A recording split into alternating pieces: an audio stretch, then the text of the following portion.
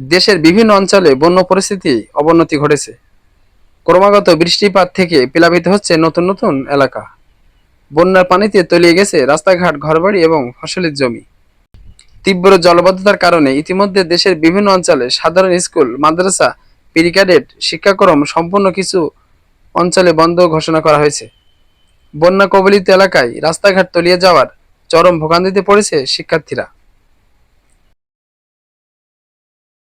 আসসালামু আলাইকুম। বাক্সা হরগঞ্জ আমিনিয়া হেফজুল কোরআন মাদ্রাসা। এখানে বৃষ্টি হলেই আমাদের চলাফেরা করতে সমস্যা হয়। উজুখানা গোসল করতে গিয়ে সমস্যা হয়। জনপ্রতিনিধি, স্কুল কর্তৃপক্ষ দৃষ্টি দেবেন যেন এটা সমাধান হয়। আমি মোহাম্মদ কামরুল আলম, মির্জানগর প্রি ক্যাডেট স্কুলের প্রধান শিক্ষক। স্কুলটি বিগত 2000 সাল থেকে এ পর্যন্ত অত্যন্ত সুনামের সহিত স্কুলটি প্রতিষ্ঠাকালীন থেকে আমি প্রধান শিক্ষক হিসেবে দায়িত্ব পালন করছি।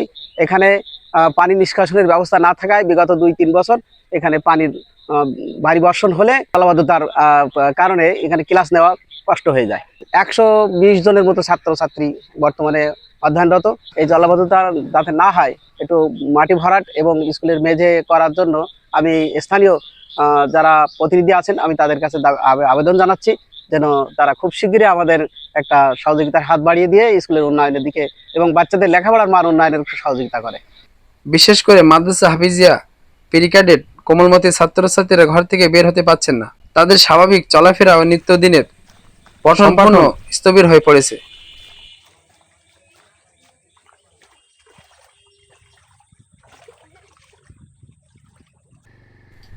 এদিকে বন্যা জলবদ্ধতার এই চরম বিপর্যয়ের মাঝেই কিছু ভিন্ন চিত্র দেখা যাচ্ছে। জীবন যেখানে বিপর্যয়, সেখানে অনেক সাধারণ মানুষকে দেখা যাচ্ছে উথাল পাথাল নদী কিংবা প্লাবিত রাস্তার জাল ও মাছ ধরার বিভিন্ন সরঞ্জাম নিয়ে মেতে উঠেছে। জীবন জীবিকার ত্যাগিদ কিংবা শখের বশে অনেকেই এখন মেতে উঠেছে মাছ মারার উৎসবে।